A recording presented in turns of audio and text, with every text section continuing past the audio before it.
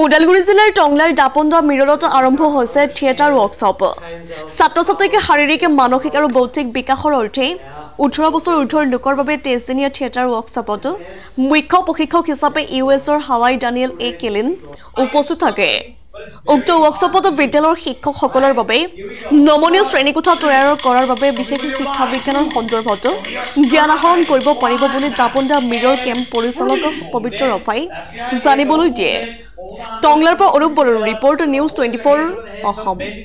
Some grabbing their arms, some pushing forward, some grabbing their head, some fist out in front, and there, yeah, the fist is there, the body is laid out, and unfreeze. Thank you. So be careful. If you do struggle, you don't want to be like back your hips. Here we go. 3, struggle, 2, 1, and freeze. Hold it. That's it. Hands in front, some twisted to the side, some elbows that are bent, some heads that are down, some arms that are reaching out. Unfreeze. All right. They have some kind of visual aids to help us with the learning. আমি actually যোৱা বছৰে কৰা কথা আছিল আমাৰ classroom teacher সকলৰ কাৰণে বিশেষকৈ এটা আৰ্ট এণ্ড ইন্টিগ্ৰেশন বুলি কয়। আৰু ইয়াত বেসিক্যালি নাটকৰ লগত আমাৰ ক্লাছৰুমৰ যিখিনি শিক্ষক আছে তেখেতসকলৰ কেনেকুৱা ধৰণৰ এটা নলেজ থকাটো দৰকাৰ নাটকৰ ওপৰত বা নাটকৰ জৰিয়তে আমি ল'ৰা ছোৱালীক কেনেকৈ বেছি একাগ্ৰতাৰে পঢ়াব পাৰোঁ সেইটোৰ ওপৰতে গোটেই ৱৰ্কশ্বপটো হ'ব। আৰু ডেনিয়েল কেলিন তেখেত হাৱাইৰ পৰা আহিছে ইউএছৰ আৰু তেখেত যথেষ্ট এক্সপাৰ্ট এই ক্ষেত্ৰত।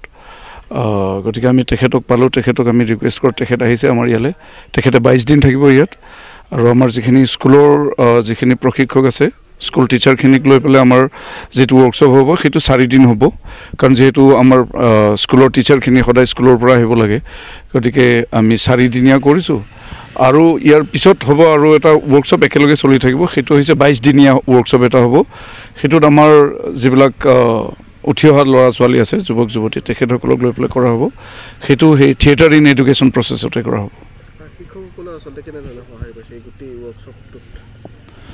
ভালেই, আমি প্ৰায়খিনি টংলাৰ স্কুলত আমি গৈছিলোঁ, চবকে আমি জনাইছোঁ, বিভিন্ন ধৰণৰ ক্লাবতো আমি জনাইছোঁ। গতিকে ঠিকেই আছে, যিমানখিনি হ'ব লাগিছিল তিমানখিনি নহয় আৰু প্ৰথমবাৰৰ কাৰণে হৈছে। গতিকে আমি ভাবোঁ ইয়াৰ পিছৰ পৰ্যায়ত আমি যেতিয়া কৰোঁ তেতিয়া আমি ভাল সঁহাৰি পাম শিক্ষকসকলৰ।